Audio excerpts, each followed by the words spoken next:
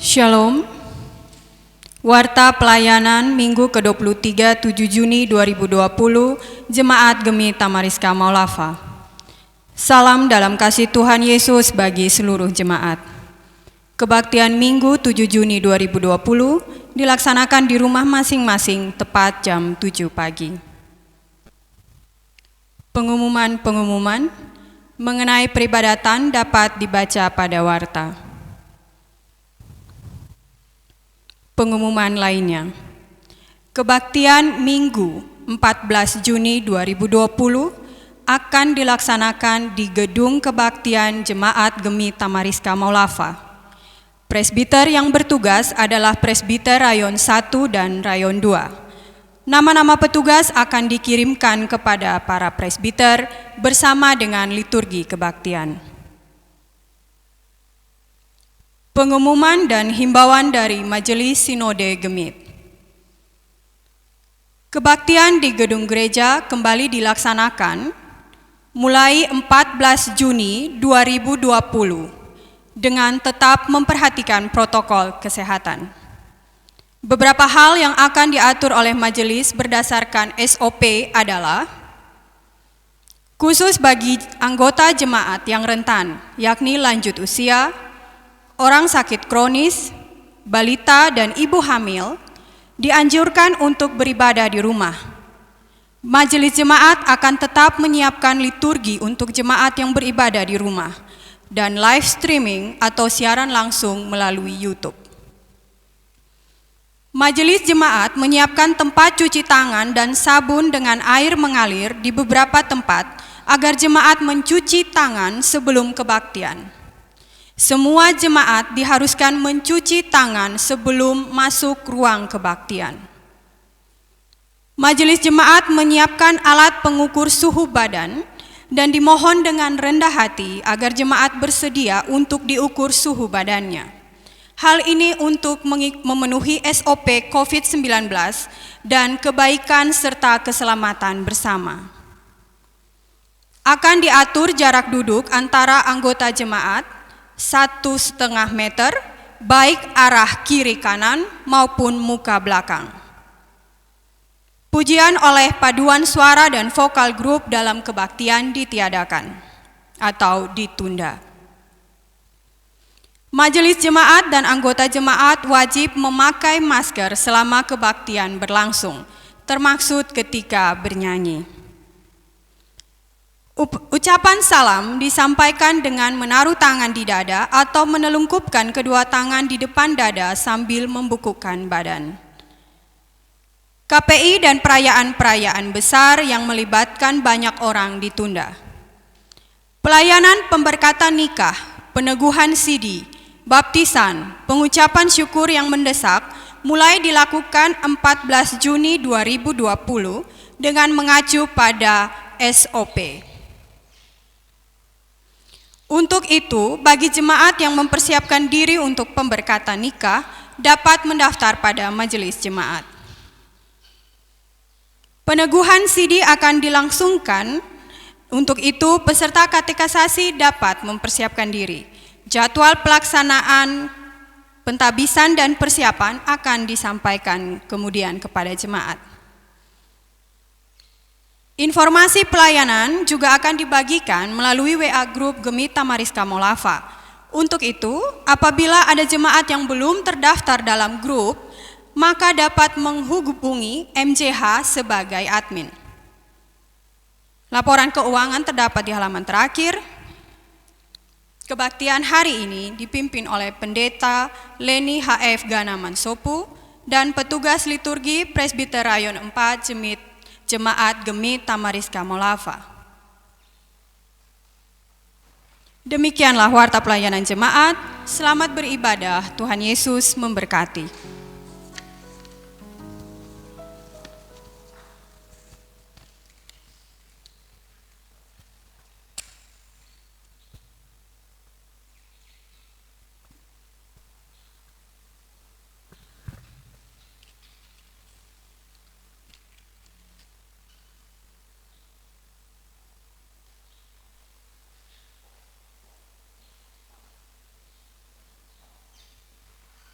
Jemaat yang dikasihi Tuhan, kehidupan selalu menawarkan hal yang baru dan sulit untuk kita prediksi.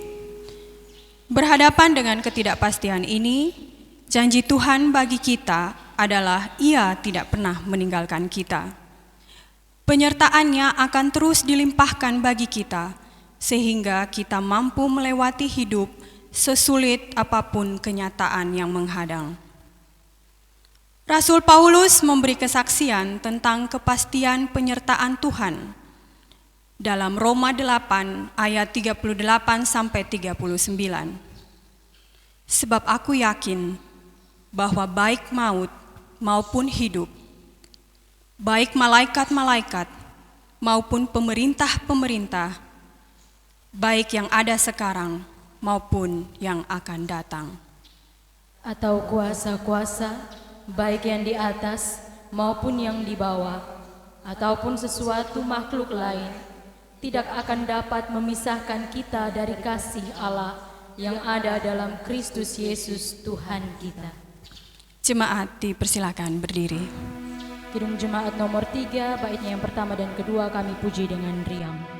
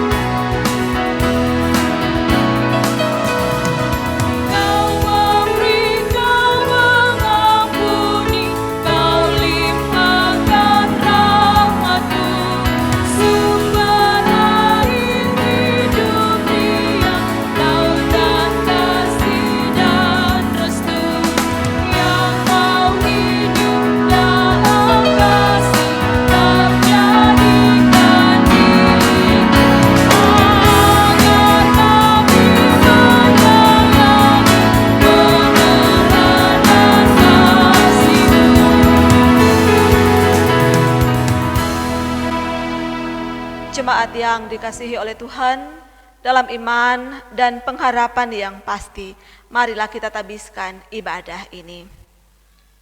Pertolongan kita adalah dalam nama Tuhan yang menjadikan langit dan bumi.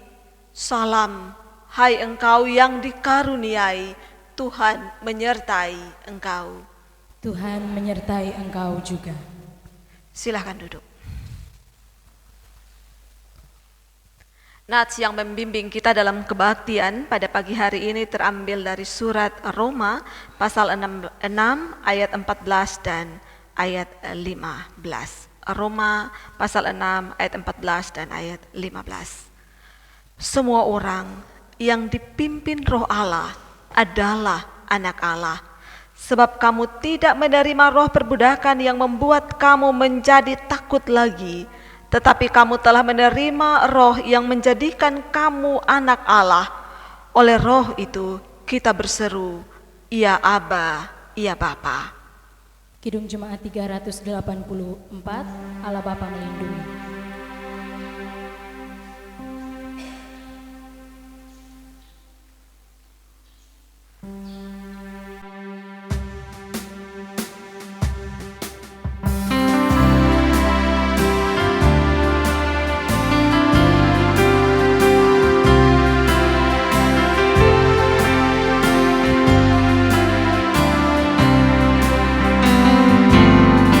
Allah Bapa melindungi.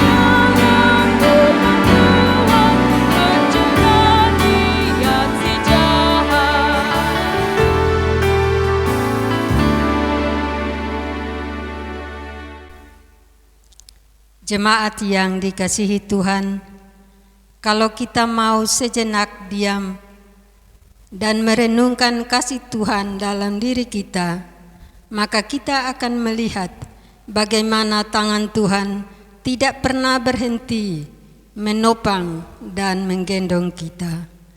Ia menguatkan kita menghadapi apapun yang ditawarkan hidup.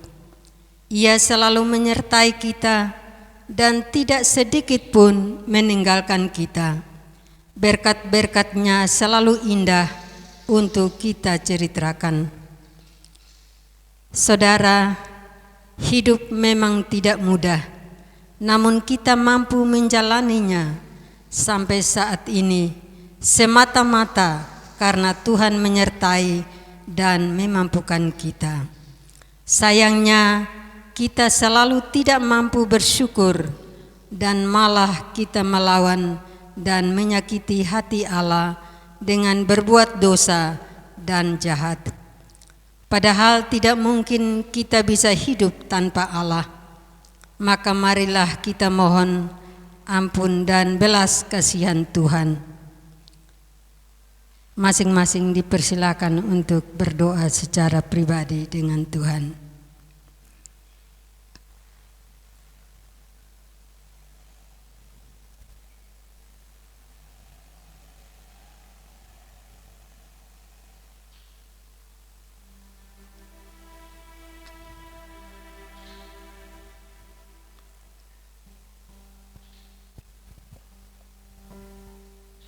Kidung Jemaat 183 menjulang nyata atas Bukit Kala.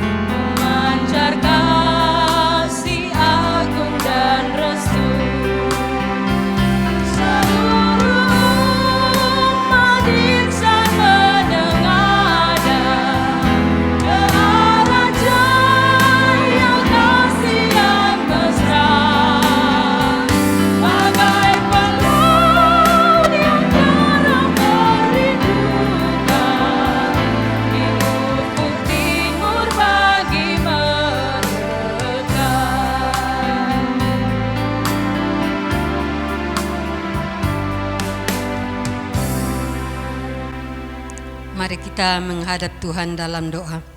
Kita berdoa. Ya Allah, Bapa kami yang ada di sorga, Bapa yang begitu baik dan begitu setia bagi kami anak-anak-Mu. Pada pagi hari yang indah ini Tuhan, kami bersyukur Tuhan masih memberikan kehidupan bagi kami anak-anak-Mu. Kami sadar Tuhan bahwa di tengah-tengah kehidupan kami ini, di dalam kehidupan kami setiap hari, begitu banyak dosa dan kesalahan yang kami buat dalam pikiran, perkataan, dan perbuatan kami yang menyakiti hati sesama kami, teristimewa menyakiti hati suci-Mu. Karena itu Bapa, kami memohon Tuhan ampuni dosa dan kesalahan kami Bapa, sucikan dan layakan kami, agar pagi hari ini kami boleh memuji dan menyembah-Mu. Dalam nama Yesus Kristus, dalam nama Tuhan Yesus, kami mengucap syukur dan berdoa kepada Bapa di surga. Amin. Kidung Jemaat 183 baitnya yang kedua menjulang nyata atas Bukit Kala.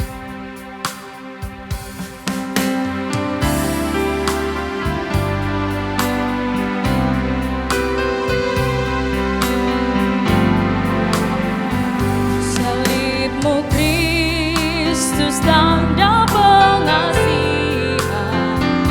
mengangkat hati yang remuk redam, membuat dosa yang tak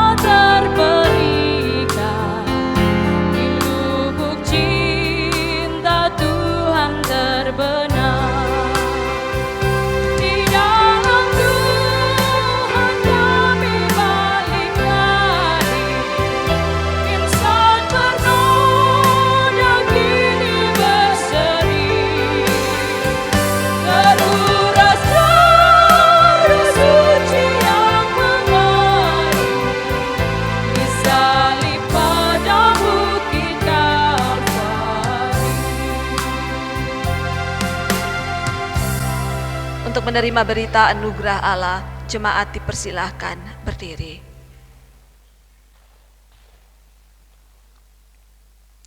Karena semua orang telah berbuat dosa dan telah kehilangan kemuliaan Allah, dan oleh kasih karunia telah dibenarkan dengan cuma-cuma karena penebusan dalam Kristus Yesus.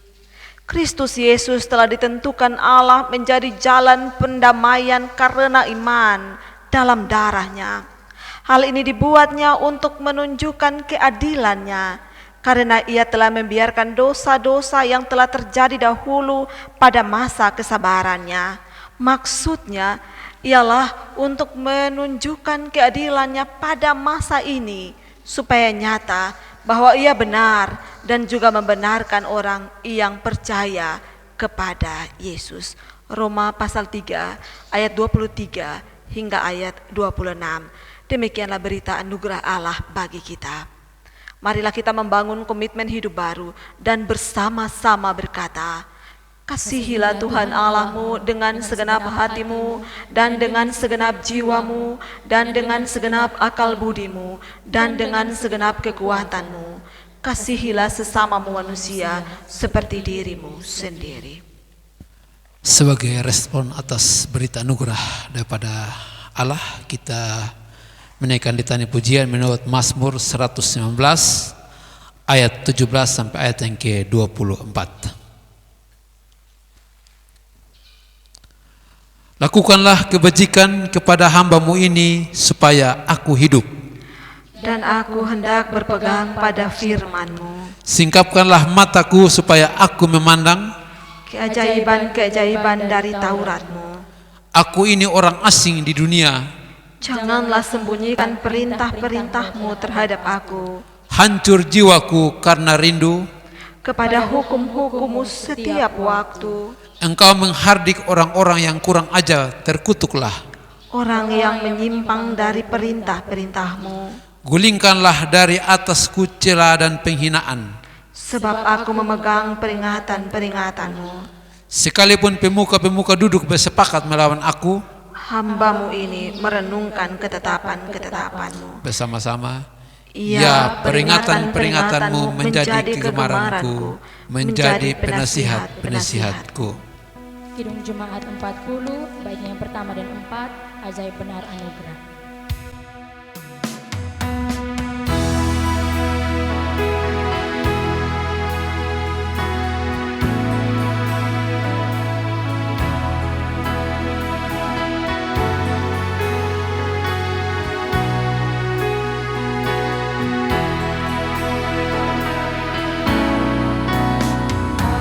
Ajaib benar anugerah,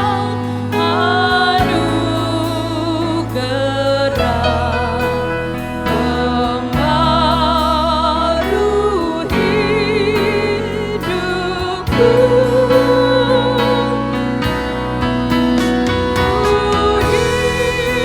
Hilangmu tak bercela, olehnya ku dapat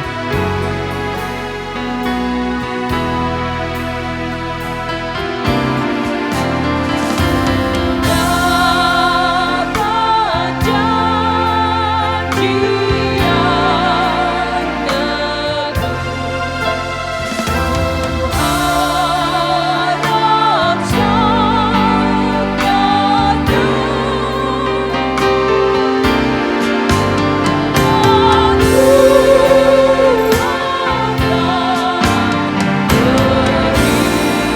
sabdamu perisaiku tetap selamanya.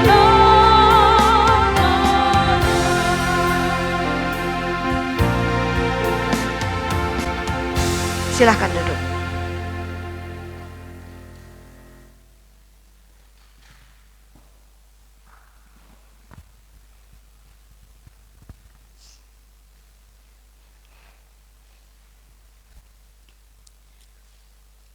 Inilah firman Tuhan yang mengiringi pemberian persembahan kita. Muliakanlah Tuhan dengan hartamu dan dengan hasil pertama dari segala penghasilanmu, maka lumbung-lumbungmu akan diisi penuh sampai melimpah-limpah, dan bejana pemerahanmu akan meluap dengan air buah anggurnya. Amsal 3 ayat 9 sampai dengan 10. Selamat memberi, Tuhan Yesus memberkati. Kidung Jemaat 60, Hai makhluk alam semesta.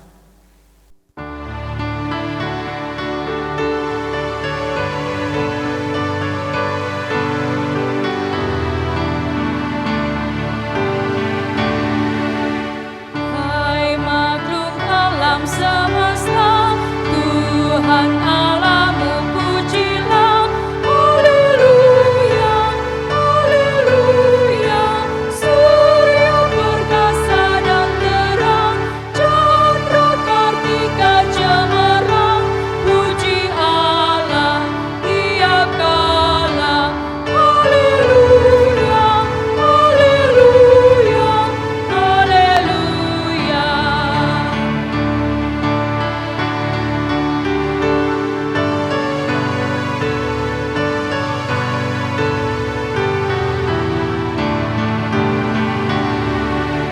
Angin yang hebat menderu, awan beranak dan mendung.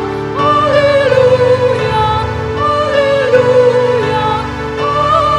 Cuaca yang cerah, musim penghujan marilah. Puji Allah tiap kala. Haleluya, haleluya, haleluya.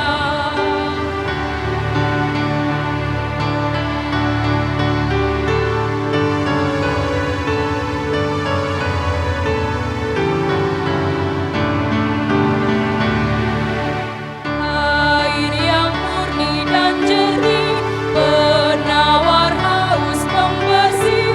Haleluya, haleluya. Api penghangat penyenang, gagah periang dan terang. Puji Allah tiap kala.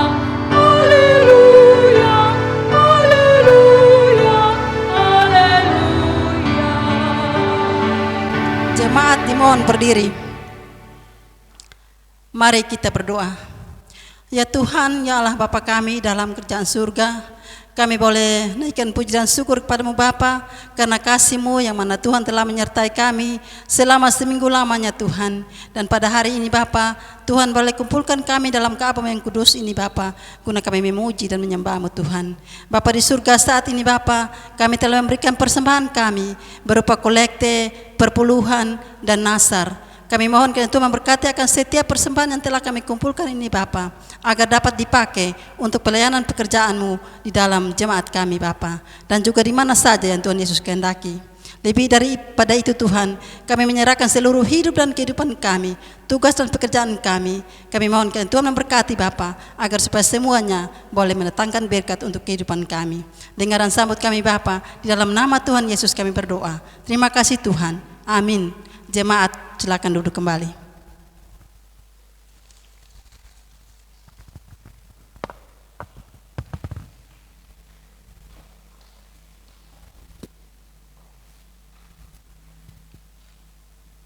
Jemaat yang dikasihi oleh Tuhan, pemberitaan firman Tuhan di pagi hari ini diambil dari Roma pasal 8 ayat 1 sampai dengan 17. Pujian menyenangkan-Mu.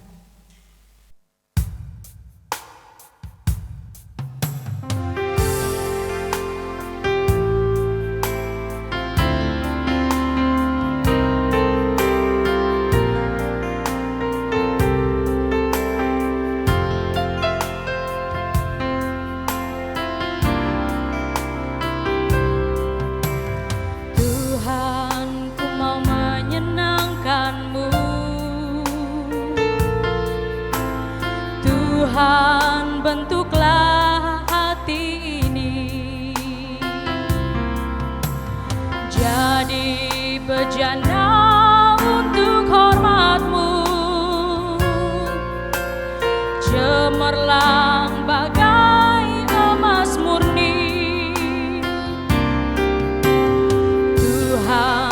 ku serahkan hatiku, semua ku berikan bagimu. Kuduskan hingga tulus selalu, agar aku menyenangkanmu, senangkanmu. Hanya itu kerinduanku, menyenangkanmu, senangkan hatimu. Hanya itu kerinduanku.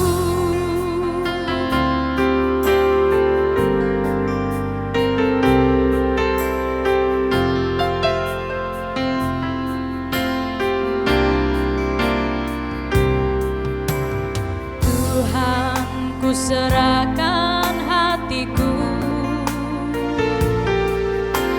semua ku berikan bagimu. Kuduskan hingga tulus selalu, agar aku menyenangkanmu,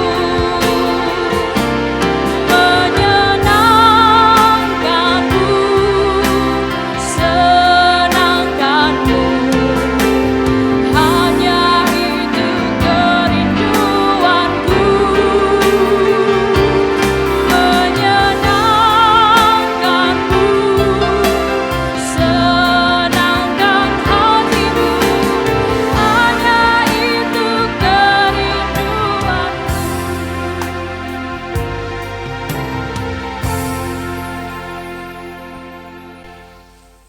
Mari kita berdoa. Ya Tuhan Allah Bapa yang Maha Pengasih lagi Maha Penyayang, di pagi hari ini kami datang kepadamu Tuhan untuk memohon tuntunan daripadamu Tuhan, karena kami ingin mendengarkan firman-Mu Tuhan. Untuk itu Tuhan, tuntunan daripada Roh Kudus-Mu lah yang menuntun kami, sehingga kami dimampukan untuk mengerti apa maksud dan tujuan-Mu Tuhan, sehingga kami dapat melakukan di dalam kehidupan kami setiap hari Tuhan. Inilah doa kami, inilah permohonan kami. Hanya di dalam nama Yesus Kristus Juru Selamat yang hidup, kami telah berdoa kepada Bapa di sorga. Amin. Roma 8 ayat 1 sampai dengan 17. Hidup oleh Roh. Demikianlah sekarang tidak ada penghukuman bagi mereka yang ada di dalam Yesus Kristus. Roh yang memberi hidup telah memperdekakan kamu dalam Kristus dari hukum dosa dan hukum maut. Sebab apa yang tidak mungkin dilakukan hukum Taurat karena tak berdaya oleh daging, telah dilakukan oleh Allah dengan jalan mengutus anaknya sendiri dalam daging, yang serupa dengan daging yang dikuasai dosa karena dosa. Ia telah menjatuhkan hukuman atas dosa di dalam daging, supaya tuntutan hukum Taurat digenapi di dalam kita, yang tidak hidup menurut daging tetapi menurut Roh. Sebab mereka yang hidup menurut daging memikirkan hal-hal dari daging. Mereka yang hidup menurut Roh memikirkan hal-hal yang dari Roh. Karena keinginan daging adalah maut, tetapi keinginan Roh adalah hidup dan damai sejahtera. Sebab keinginan daging adalah berseteruan terhadap Allah, karena ia tidak takluk kepada hukum Allah, hal ini memang tidak mungkin baginya. Mereka yang hidup dalam daging tidak mungkin berkenan kepada Allah. Tetapi kamu tidak hidup dalam daging, melainkan dalam roh. Jika memang roh Allah diam di dalam kamu, tetapi jika orang tidak memiliki roh Kristus, ia bukan milik Kristus. Tetapi jika Kristus ada di dalam kamu, maka tubuh memang mati karena dosa, tetapi roh adalah kehidupan oleh karena kebenaran. Dan jika roh Dia yang telah membangkitkan Yesus dari antara orang mati diam di dalam kamu, maka ia akan telah membangkitkan Kristus Yesus dari antara orang mati, akan menghidupkan juga tubuhmu yang fana itu oleh rohnya yang diam di dalam kamu. Jadi saudara-saudara, kita adalah orang berhutang, tetapi bukan kepada daging, supaya hidup menurut daging. Sebab jika kamu hidup menurut daging, kamu akan mati. Tetapi jika oleh roh kamu mematikan perbuatan-perbuatan tubuhmu, kamu akan hidup. Semua orang yang dipimpin roh Allah adalah anak Allah. Sebab kamu tidak menerima roh perbudakan yang membuat kamu menjadi takut lagi, tetapi kamu telah menerima roh yang menjadikan kamu anak Allah. Oleh roh itu kita berseru, ya Aba, ya Bapa. Roh itu bersaksi bersama-sama dengan roh jika bahwa kita adalah anak-anak Allah. Dan jika kita adalah anak, maka kita juga adalah ahli waris. Maksudnya orang-orang yang berhak menerima janji-janji Allah, yang akan menerimanya bersama-sama dengan Kristus, yaitu jika kita menderita bersama-sama dengan Dia, supaya kita juga dipermuliakan bersama-sama dengan Dia. Demikianlah pembacaan Alkitab. Berbahagialah setiap dari kita yang menerima firman Tuhan Allah dan mau melakukannya dalam hidup kita hari lepas hari. Haleluya.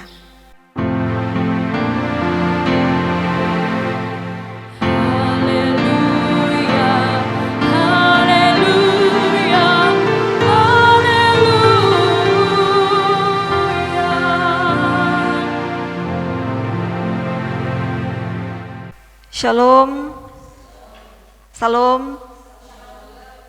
Yang menjadi tema bagi kita di minggu ini, Minggu Trinitas atau Minggu Tritunggal Kudus, adalah hidup new normal dengan dipimpin Roh Allah. Hidup new normal dengan dipimpin Roh Allah. Kalau omong tentang kepastian, semua orang menyukai hal yang pasti. Tidak ada orang yang tidak suka hal yang tidak pasti. Maunya apapun yang kita hadapi itu sesuatu yang pasti, karena ketidakpastian itu selalu menggelisahkan kita. Ada pada keadaan terus bertanya, itu tidak menyenangkan. Akan tetapi dalam hidup tidak ada hal yang pasti. Satu-satunya hampir satu-satunya hal yang pasti adalah kita semua akan mati. Tapi di dalam kalimat ini, kenyataan ini bahwa kita semua pasti mati sebagai hal yang paling pasti dalam kehidupan, ada juga nilai ketidakpastian di dalam ini. Yakni tentang kapan kita mati tidak ada yang tahu, itu tidak pasti.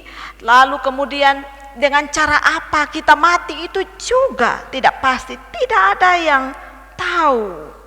Jadi pada dasarnya semua manusia kita ada pada dua kutub yang berbeda. Pada satu sisi, pada satu kutub kita tidak suka hal yang tidak pasti. Kita hanya mau hal yang pasti. Sementara itu pada kutub yang lain kita pasti menghadapi hal yang tidak pasti. Sepanjang hidup kita berhadapan dengan dua hal ini. Suka hal yang pasti tapi pasti berhadapan dengan hal yang tidak pasti. Nah, dalam dua hal yang berbeda ini itu bisa membuat kita manusia bingung. Namun ajaibnya, sekalipun kita bingung, akan tetapi kita bisa hidup. Kita bisa terus melanjutkan hidup. Dan bahkan kita menyukai hidup. Bahkan kita juga mencintai hidup. Dan sebisa mungkin hidup yang membingungkan itu bisa kita pertahankan selama-lamanya. Selama kita bisa. Bapak, mama, saudara-saudari yang dikasihi oleh Tuhan, kalau kita ingat perjalanan kehidupan kita di tahun ini, tahun 2020 ini, kita selalu dikejutkan dengan hal-hal yang baru, kita selalu dikejutkan dengan ketidakpastian demi ketidakpastian. Membuka tahun, kita dikejutkan dengan virus yang baru, semua orang terkejut. Dengan kematian yang begitu banyak dimulai dari Cina. Lalu ketakutan melanda kita, sekalipun Cina dan kita Indonesia, Kupang itu jauh. Lalu kemudian dia menjalar ke kita dan menyentuh kita, kena orang-orang di sekitar kita. Kita terkejut. Lalu kemudian kita dipaksa untuk menjalani hidup yang baru dengan pola yang baru. Ada yang taat dengan himbauan macam-macam, sering cuci tangan, jaga jarak, pakai masker. Tapi banyak yang terlalu terkejut dan tidak menyukai hal yang baru ini, lalu kemudian tetap memilih pola hidup yang lama. Tapi kejutan bukan hanya itu. Pada saat ini virus masih menyerang kita dan di sekitar kita, kita dengar banyak yang kena, banyak yang sakit. Orang-orang dilanda ketakutan, kita dikejutkan dengan himbauan yang baru lagi. Kita mesti berdamai dengan sakit ini. Kita mesti kembali menjalani hidup normal, tapi bukan normal yang lama, namun normal yang baru dengan slogan hidup new normal. Nah, ini berhadapan dengan ketidakpastian dan kejutan-kejutan terus-menerus, itu bisa membuat kita bingung. Pertanyaannya adalah, dapatkah kita menghadapi perubahan demi perubahan ini dalam iman? Dan ke depan, kejutan-kejutan itu pasti akan terjadi lagi. Perubahan itu akan cepat sekali menyentuh kita. Siap atau tidak siap, kita harus terima dan kita harus jalani. Bapak, mama, saudara-saudari yang dikasihi oleh Tuhan, Alkitab mencatat bagi kita bahwa memang hidup yang baru, sesuatu yang baru selalu melahirkan kekejutan dan berakhir dengan penolakan.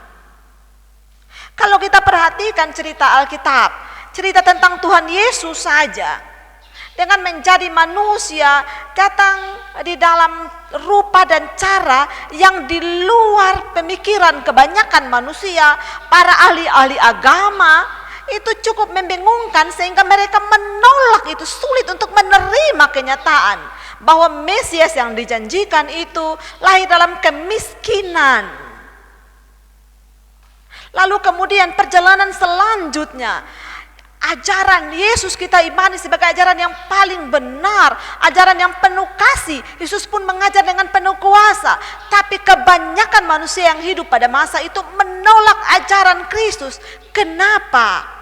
Karena ajaran itu menawarkan hal yang baru, yang berbeda dengan pemahaman manusia pada masa itu. Maka mereka menolak. Bahkan menolak dengan keras. Bukan hanya ajarannya yang ditolak, orangnya dibunuh. Bahkan murid-murid sendiri yang setiap hari bersama-sama dengan Tuhan Yesus, mereka juga sulit menerima pengajaran Tuhan Yesus. Kenapa? Karena hal yang baru yang Yesus beri kepada mereka. Sementara dalam anggapan mereka, pikiran yang terus ditanam di kepala mereka, yakni Mesias yang mereka sapa dengan Rabi itu, yang memberi harapan kepada mereka itu adalah Mesias yang datang untuk membaharui kerajaan Israel sehingga kembali pada kejayaan seperti masa Raja Daud. Tapi ternyata bukan itu yang mereka dapatkan. Mesias yang harusnya membaharui itu ternyata Mesias yang mengatakan kepada murid-murid bahwa dia akan menderita dan dia akan mati. Coba perhatikan baik-baik, murid-murid tiap hari bersama Yesus, tapi karena pola pikir mereka, yakni Mesias itu karyanya hanya sempit bagi orang Yahudi saja, maka Yohanes dan Yakobus tampil untuk minta kepada Tuhan Yesus supaya dapat kedudukan. Karena pembaharuan kerajaan yang mereka pikirkan adalah kerajaan yang kelihatan. Padahal pembaharuan yang Yesus maksudkan adalah pembaharuan seluruh dunia, seluruh manusia. Itu sulit mereka terima. Papa Mama, kembali pada manusia yang sulit menerima perubahan. Papa Mama masih ingat cerita tentang orang potong kepala? Waktu kita kecil, kita selalu ditakuti dengan ini. Jangan keluar karena di luar ada orang yang nanti potong kepala. Lalu cerita itu cukup menakutkan. Kami yang generasi lama itu masih ingat ya, waktu kecil itu kalau orang bilang ada orang potong kepala, wah itu anak-anak langsung lari sembunyi. Sebenarnya cerita ini, latar cerita ini adalah cerita tentang orang Timur yang takut terhadap perubahan. Jadi pada masa ketika Portugis dan Belanda datang ke pulau kita ini, yang dibawa oleh penjajah adalah perubahan. Selain lembaga dagang, juga Injil masuk. Nah, untuk memperlancar perdagangan dan pemberitaan Injil, maka dibangunlah jembatan untuk menghubungkan desa demi desa, menghubungkan daerah demi daerah. Bagi orang-orang kampung, orang-orang tradisional pada waktu itu, jembatan adalah simbol modernitas, simbol bahwa agama mereka mau diganti, keadaan mereka mau diganti, nilai mereka mau diganti. Maka para orang-orang tua, para pemimpin-pemimpin memberi ajaran kepada masyarakat, kepada anak-anak, bahwa kalau orang bangun jembatan itu nanti mereka mau potong kita pun kepala. Padahal maksudnya bukan potong kepala secara fisik, tapi isi kepala itu akan diganti. Yang nilai tradisional akan diganti dengan nilai barat yang modern. Agama mereka, kepercayaan mereka akan diganti dengan agama yang dibawa oleh penjajah, agama Kristen, Katolik. Maka dikatakan bahwa bangun jembatan artinya sama dengan nanti ada kepala yang dipotong. Kepala itu nilai dan isi kepala yang akan diganti dengan nilai dan agama yang baru. Jadi maksud cerita nanti orang potong kepala ini adalah ada perubahan besar dan dahsyat. Nilai yang lama itu akan diganti dengan nilai yang baru. Isi kepala yang lama itu akan diganti dengan isi kepala yang baru. Dan orang tidak suka itu. Maka cerita ini dikembangkan. Lalu kemudian karena banyak yang tidak paham maksud dari cerita ini, lalu terus menerus berkembang. Kalau bangun jembatan nanti dong potong kepala, lalu kepala manusia taruh di jembatan supaya jembatan kuat. Padahal bukan maksudnya jembatan kuat secara fisik, tapi perubahan itu dimungkinkan karena ada kepala yang dipertaruhkan di situ. Ada nilai isi kepala, nilai kepala yang dipertaruhkan untuk dibaharui di situ, diganti di situ. Dan itu membuat jembatan kuat, yakni penghubung, jembatan sebagai lambang penghubung itu akan kuat, perubahan itu dimungkinkan. Nah, itu cerita tentang manusia yang pada dasarnya tidak suka perubahan dan menolak perubahan. Sayangnya kita masih pegang sampai sekarang, banyak yang masih pegang sampai sekarang. Lalu kemudian ketika cerita orang potong kepala diceritakan, orang takut sekali. Kekasih-kekasih Kristus, yang jadi soal bahwa dari manusia dari masa ke masa tidak suka perubahan, yang jadi soal adalah suka atau tidak suka kita harus berhadapan dengan perubahan. Termasuk perubahan yang berisi ketidakpastian. Berhadapan dengan hal ini, kita hendak diingatkan tentang hidup kita yang sekarang. Hidup yang akan terus dikejutkan dengan ketidakpastian. Dan Rasul Paulus mengingatkan jemaat di Roma tentang hal ini. di mana pengenalan mereka akan Yesus Kristus dan kebenarannya adalah hal yang baru. Namun hal yang baru, yang berisi nilai yang baru, yakni kepastian keselamatan. Jemaat-jemaat Kristen di Roma itu berasal dari jemaat-jemaat yang sebelumnya memeluk agama Yahudi.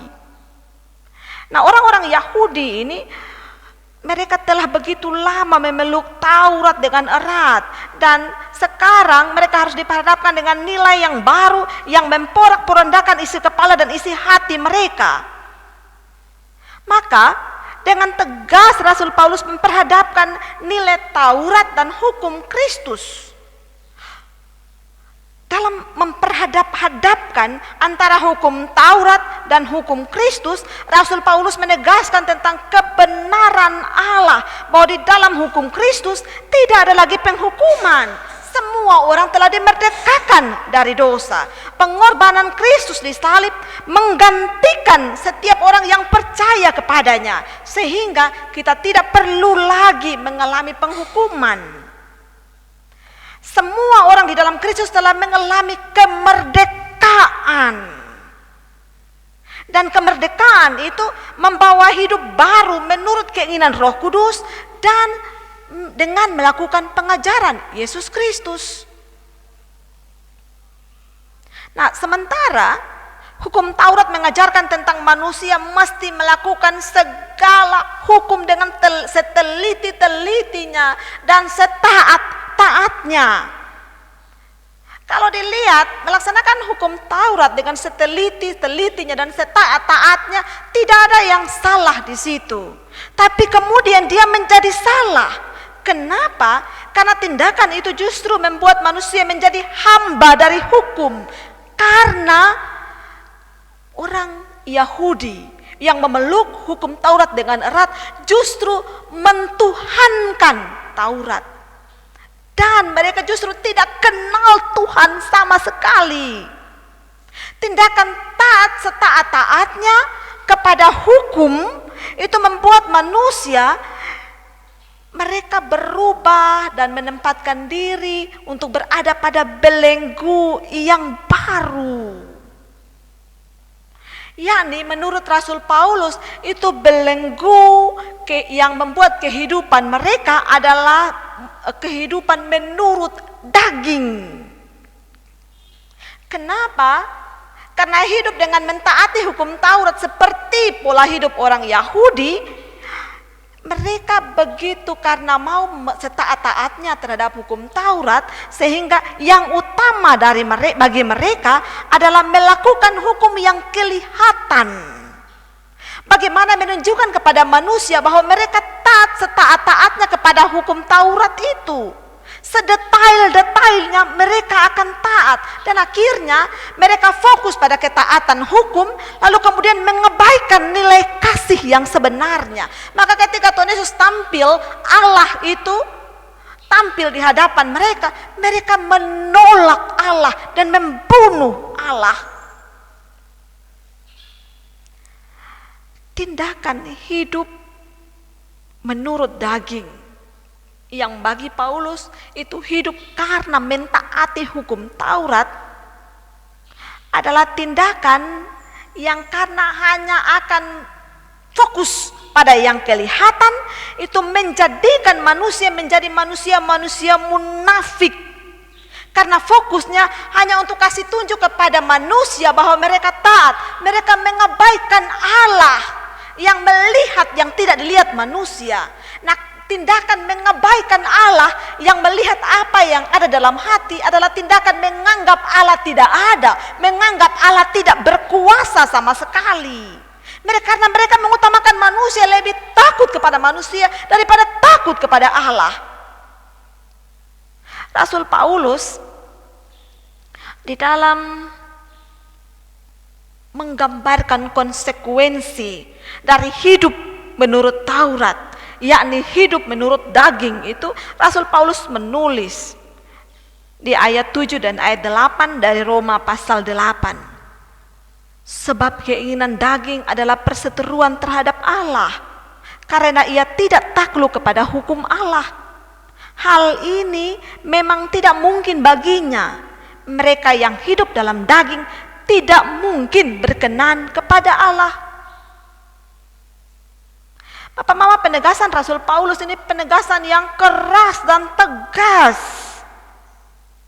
untuk bagaimana menunjukkan kepada orang-orang Yahudi bahwa model beriman mereka itu Allah tidak berkenan sama sekali. Memang semula mereka takut kepada Allah, mereka mau menyenangkan Allah dengan melakukan hukum-hukum Allah.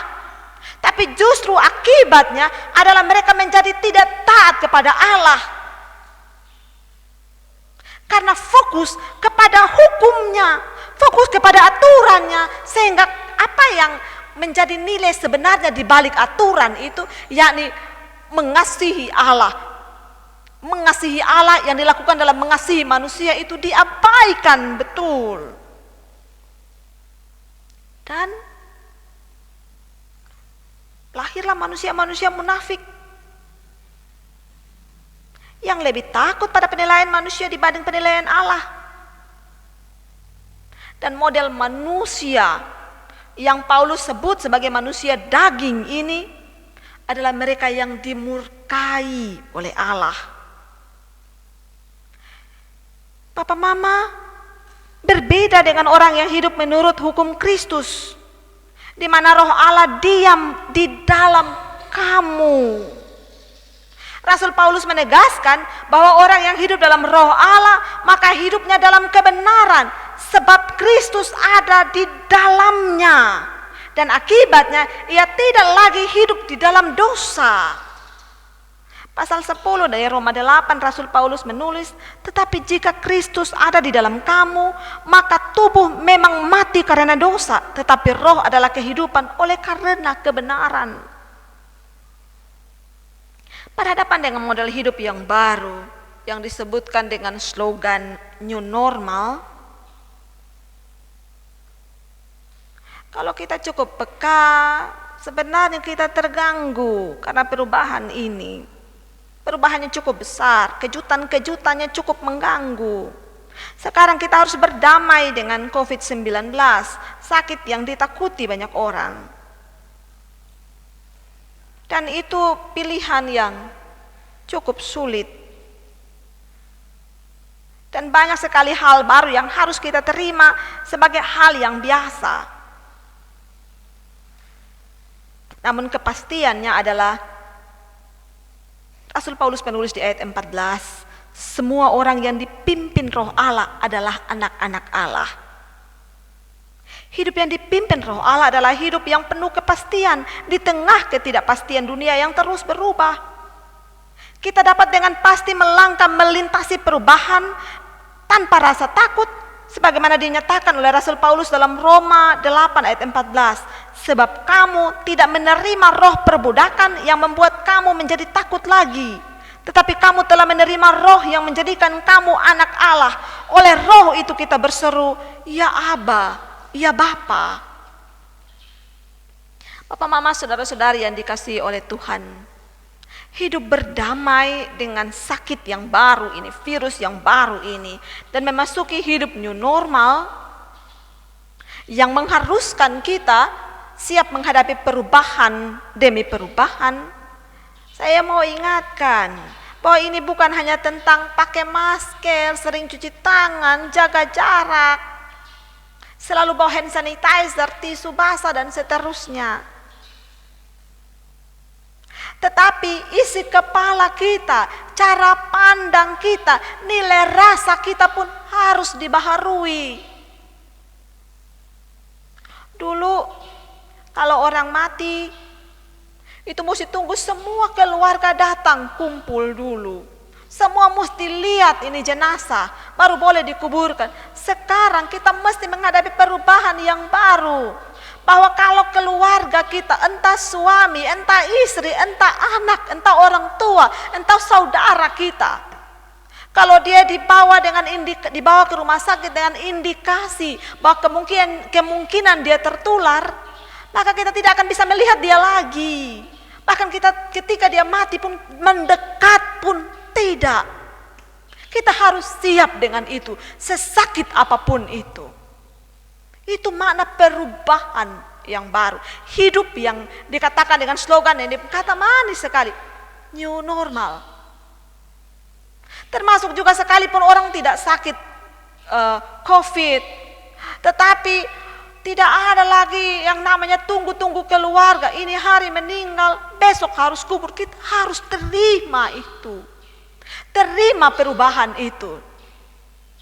Kita juga harus terima perubahan, di mana ketika kita ada bersama-sama dengan orang lain, kita harus memandang dia sebagai, bisa jadi sudah kena, sudah terpapar COVID, maka kita harus mencurigai setiap orang di sekitar kita, termasuk juga siap untuk dicurigai oleh orang-orang di sekitar kita. Itu tidak normal sebelumnya, tapi sekarang itu harus normal bagi kita. Perubahan itu tidak mudah. Saya ingat ketika saya belanja di Duta Lia, lalu kemudian ada dua orang ibu yang dari belakang saya, mereka langsung dekat sekali saya, lalu dengan sopannya saya bilang, aduh ibu bisa agak jaga jarak. Oh langsung dia marah dengan saya, dia banting belanjaannya, lalu kemudian dia tendang belanjaannya. Kita harus siap dengan itu. Ya saya senyum-senyum saja, padahal ya bisa saja saya kena gitu. Kenapa dia tidak menjaga jarak dengan saya? Mau marah juga, ya. Tapi itu normal yang baru bagi kita. Suka atau tidak suka? Kita mesti mencurigai, kita mesti juga memberi diri untuk dicurigai. Nah, perubahan ini tidak mudah bagi banyak orang. Tetapi kepastian kita ada. Kita memang berhadapan dengan perubahan budaya, perubahan kebiasaan. Kepastian kita adalah hidup kita dipimpin oleh Roh Allah, maka kita akan baik-baik saja. Hidup dipimpin oleh Roh Allah menjadikan kita anak-anak Allah. Roma pasal 8 ayat 16, Rasul Paulus menulis, Roh itu bersaksi bersama-sama dengan roh kita bahwa kita adalah anak-anak Allah. Dan konsekuensi dari menjadi anak Allah dikatakan oleh Rasul Paulus di ayat 17. Dan jika kita adalah anak, maka kita juga adalah ahli waris. Maksudnya orang-orang yang berhak menerima janji-janji Allah yang akan menerimanya bersama-sama dengan Kristus.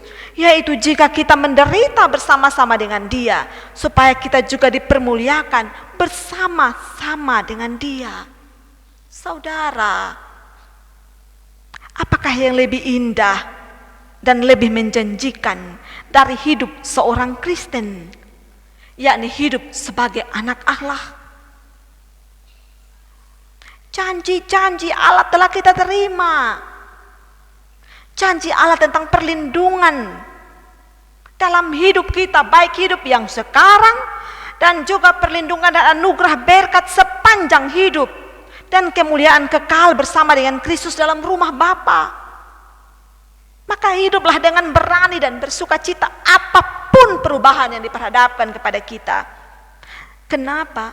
Sebab Allah menyertai kita, sebab Allah di pihak kita, sebab Allah tidak pernah meninggalkan kita, karena kita adalah anak-anak Allah. Tuhan kiranya terus memberkati kita dengan kebenaran firman-Nya. Amin. Papa Mama yang dikasihi oleh Tuhan, sebelum doa syafaat, ada beberapa hal yang mau saya sampaikan kepada kita. Minggu depan tanggal 14 kita akan berbakti bersama, dan saya bersama Majelis Jemaat kami akan melakukan rapat hari Selasa atau hari Rabu. Undangan akan diberikan kepada kita, dan jemaat Tuhan akan menerima bagaimana pengaturan peribadatan pada tanggal 14 nanti. Setelah itu kita akan melakukan persiapan untuk tabisidi, lalu kemudian perjamuan kudus, akan ada pemberkatan nikah, dan juga jemaat-jemaat yang hendak membaptiskan anak itu bisa dilakukan, tetapi tetap saja dengan protokol yang ketat. Untuk tanggal 14 nanti saya ingatkan kepada Bapak Mama jemaat Tuhan yang diharapkan tetap berbakti di rumah seperti kebaktian hari ini adalah para lansia atau orang-orang jemaat Tuhan yang dengan keadaan sakit kronis atau yang hamil atau anak-anak itu tidak diperkenankan untuk datang mengikuti kebaktian dalam ruang kebaktian. Sementara jemaat-jemaat yang sehat, yang kuat, yang kerinduan yang besar diperkenankan untuk datang dan bersama kita beribadah di dalam ruang kebaktian tepat jam 7 pagi pada hari Minggu tanggal 14 Juni nanti. Hal-hal lain tentang proses pengaturan peribadatan itu akan disampaikan kepada Bapak Mama jemaat Tuhan. Baik, mari kita satu hati dan kita bersyafaat kepada Tuhan kita. Mari kita berdoa.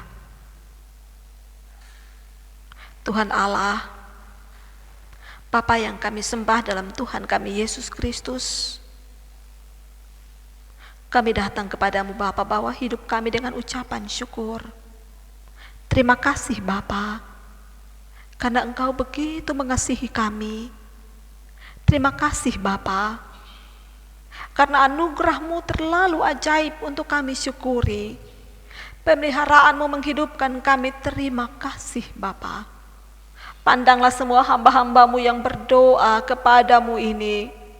Ulurkanlah tangan-Mu yang penuh kuasa itu, jamah kami dan berkati kami Tuhan Allah. Berkati pekerjaan dan pelayanan kami, apapun juga bentuknya.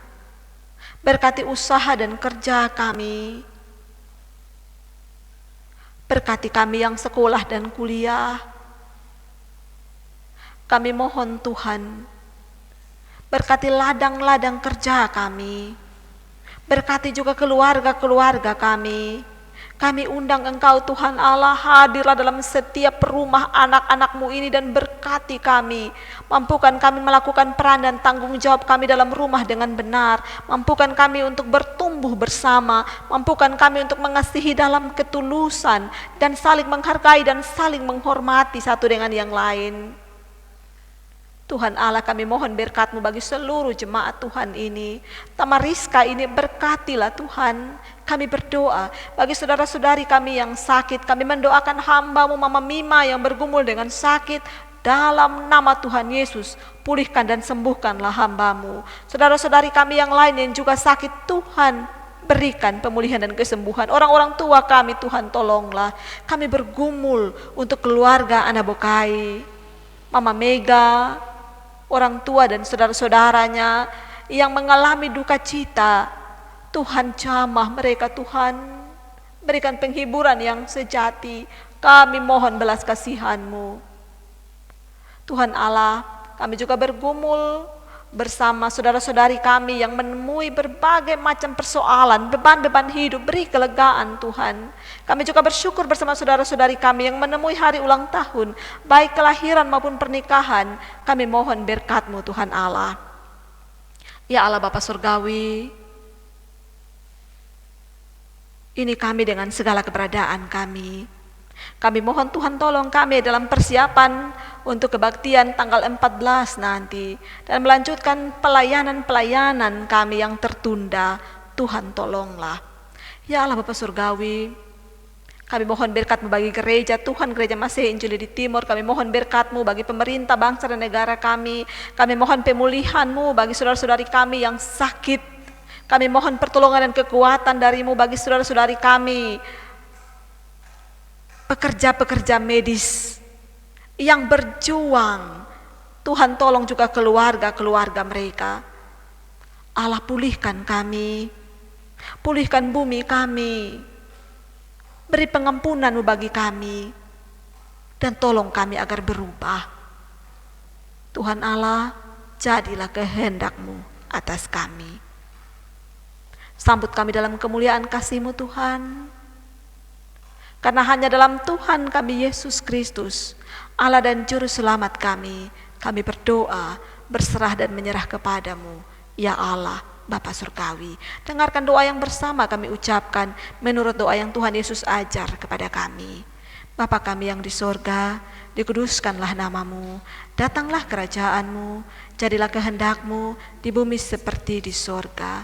Berikanlah kami pada hari ini makanan kami yang secukupnya, dan ampunilah kami akan kesalahan kami, seperti kami juga mengampuni orang yang bersalah kepada kami. Dan janganlah membawa kami ke dalam pencobaan, tetapi lepaskanlah kami daripada yang jahat, karena Engkaulah yang punya kerajaan, dan kuasa, dan kemuliaan sampai selama-lamanya. Amin.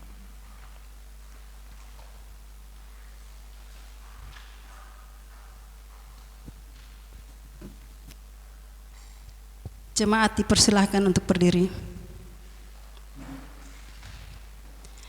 Bersama dengan semua orang percaya di segala tempat dan waktu, marilah kita mengakui iman kita secara bersama-sama berdasarkan pengakuan iman rasuli. Aku percaya kepada Allah, Bapa yang Maha Kuasa, Khalik langit dan bumi, dan kepada Yesus Kristus, Anak yang tunggal, Tuhan kita, yang dikandung daripada Roh Kudus, lahir dari anak darah Maria, yang menderita di bawah pemerintahan Pontius Pilatus, disalibkan, mati dan dikuburkan, turun ke dalam kerajaan maut. Pada hari yang ketiga, bangkit pula dari antara orang mati, naik ke surga, duduk di sebelah kanan Allah, Bapa yang Maha Kuasa, dan akan datang dari sana untuk menghakimi orang yang hidup dan yang mati. Aku percaya kepada Roh Kudus, gereja yang kudus dan am, persekutuan orang kudus, pengampunan dosa, kebangkitan daging, dan hidup yang kekal. Jemaat Tuhan, amanat pengutusan bagi kita terambil dari surat Efesus pasal 2 ayat 19 hingga ayat 22. Demikianlah kamu bukan lagi orang asing dan pendatang, melainkan kawan sewarga dari orang-orang kudus dan anggota-anggota keluarga Allah, yang dibangun di atas dasar para rasul dan para nabi, dengan Kristus Yesus sebagai batu penjuru.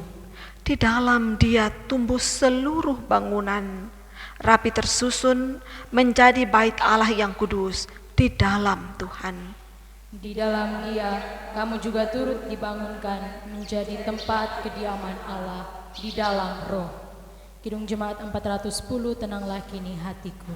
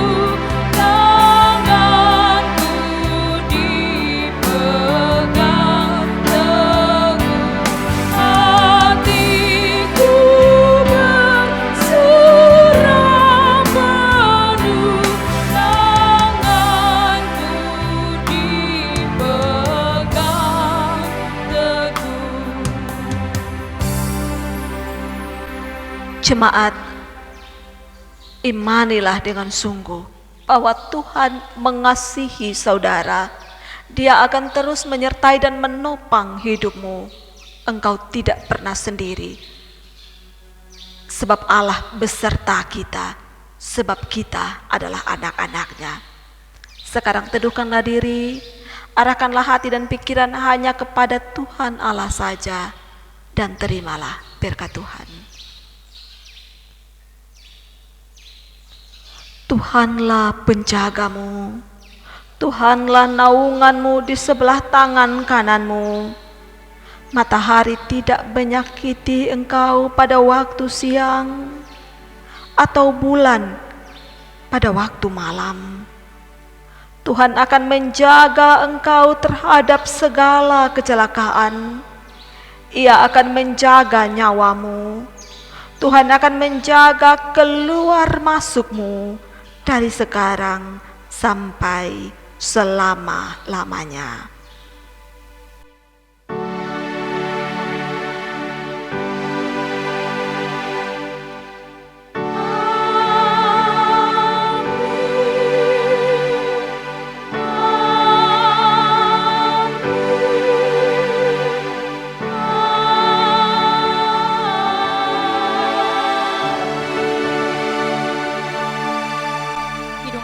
Kidung Jemaat 410 baitnya yang ketiga, tenanglah kini hatiku.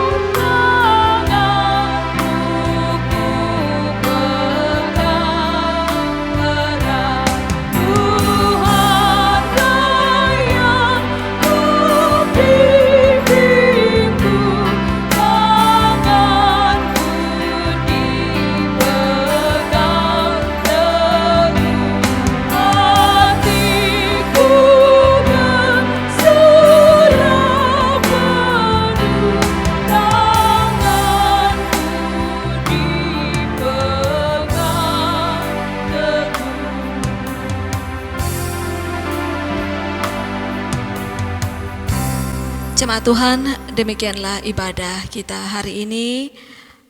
Selamat hari Minggu, Tuhan memberkati kita.